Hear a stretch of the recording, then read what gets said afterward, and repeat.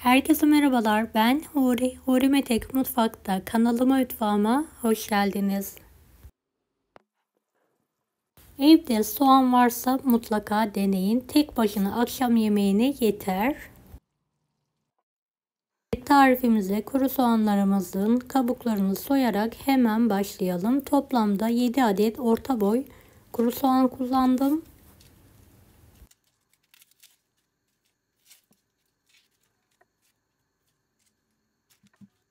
Yıkadığım kuru soğanların tam orta kısmına bir kesik atalım.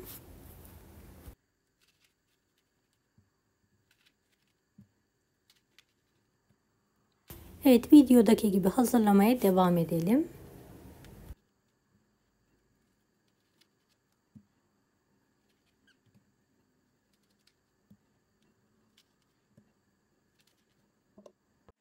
Sıcak kaynar suya soğanlarımızı atalım.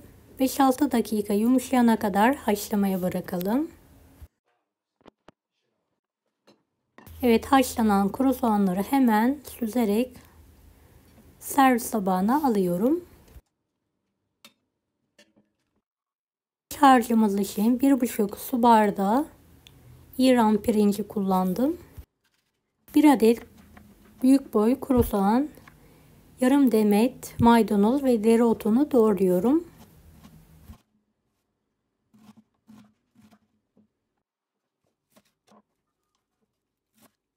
Beni hangi ülkeden veya şehirden izliyorsunuz merak ediyorum. Yoruma yazarsanız sevinirim.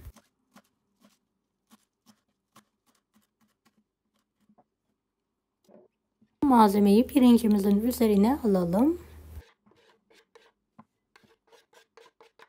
1,5 tatlı kaşığı tuz, kuru nane, pul biber, isot, yarım çay bardağı zeytinyağı, 1 yemek kaşığı biber salçası, 3 yemek kaşığı domates suyu, bir miktar suyu ekleyerek tüm malzemeyi karıştırıyorum. Soğanlarımızı tek kat olacak şekilde ayıralım ve zarını alalım. Evet, 1 yemek kaşığı dolusu iç harçtan koyarak videodaki gibi saralım.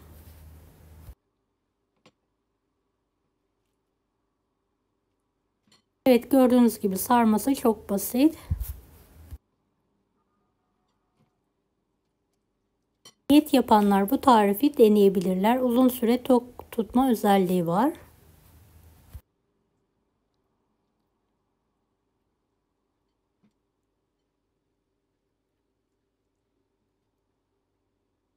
Ve çalışanlar işten gelerek hızlı bir şekilde bu sarmayı hazırlayabilirler. Yapımı gerçekten çok hızlı ve basit.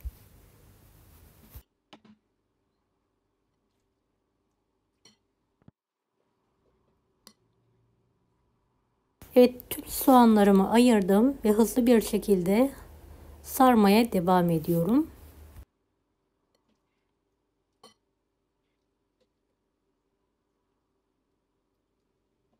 Dilerseniz iç harca çiğ kıyma da ekleyebilirsiniz.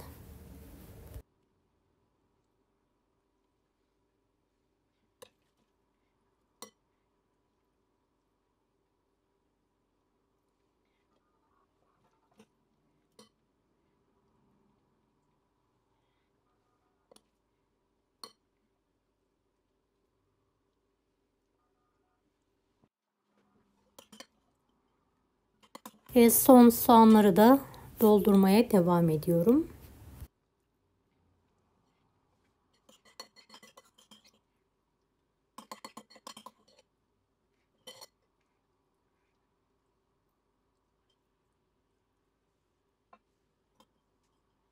Evet, soğan dolmalarımızın hepsini sardım. Gördüğünüz gibi hazırlar.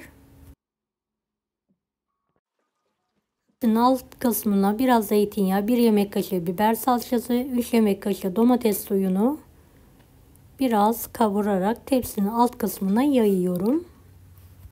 Tavaya biraz su, biraz tuz ekleyerek kaynatmaya bırakıyorum. Tepsiye soğan dolmalarımızı dizelim.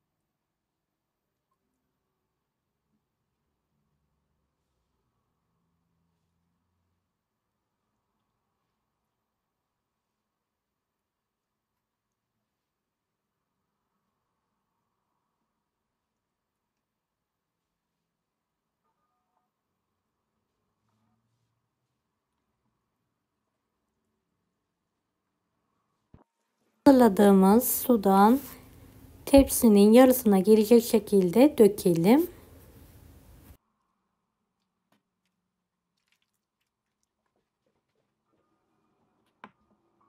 Kapağını kapatıyorum ve ocağın üzerine alıyorum. Kaynayana kadar yüksek, daha sonra kısık ateşte pişirmeye bırakıyorum. Soğanların orta kısmından çıkan parçaları da küçük küçük keserek hazırlıyorum.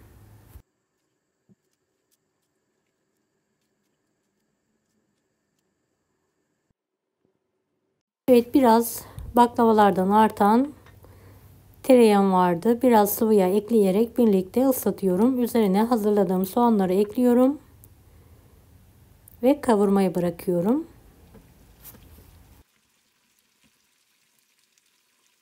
Biraz tuz, biraz şeker ekleyelim ve karıştıralım.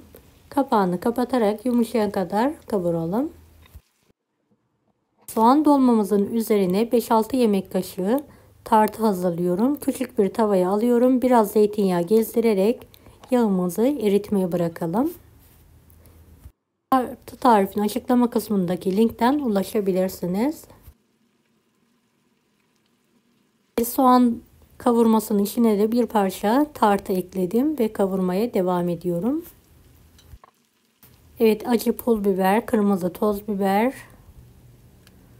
karabiber ve dilediğiniz baharatları ekleyerek tekrardan karıştıralım.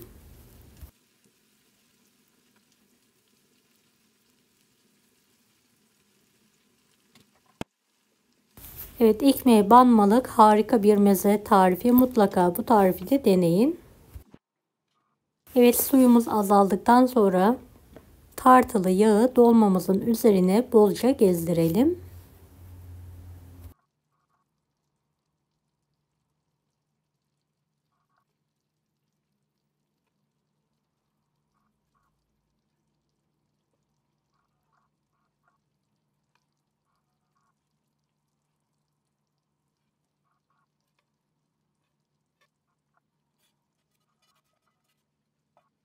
Önceden ısınmış 190 dereceli fanlı fırında dolmamın üzeri kızarana kadar pişirmeye bırakalım. Evet, nar gibi kızardı. Hemen fırından çıkartıyorum. Böyle yarım saat kadar dolmamızı dinlendirelim. Daha sonra servise hazırlayabilirsiniz. Gerçekten çok lezzetli. Soğan tadı asla gelmiyor. Sanki lahana dolması yiyor gibi muhteşem bir lezzeti var. Deneyecek olan herkese şimdiden kolaylıklar dilerim. Kanalıma ücretsiz abone olmayı unutmayın. Bir dahaki videolarda görüşmek üzere. Allah'a emanet olun. Hoşça kalın.